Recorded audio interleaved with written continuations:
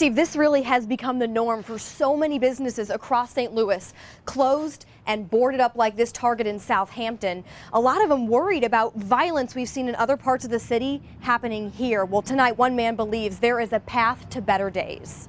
Many businesses forced to close early and board up, worried about riots.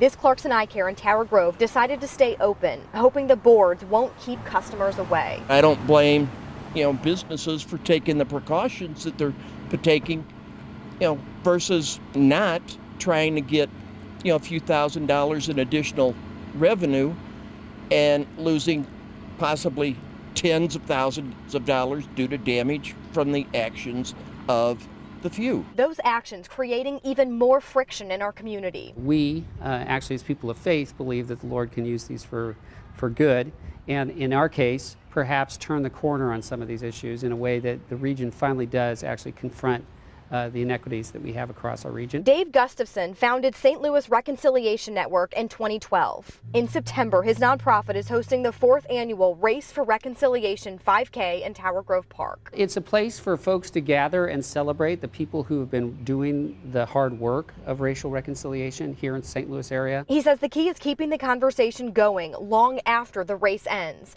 and being willing to change our habits. We stay in our own little neighborhoods, hang out with our own people, and we don't get out and commingle the way we need to in order to have a thriving, healthy community.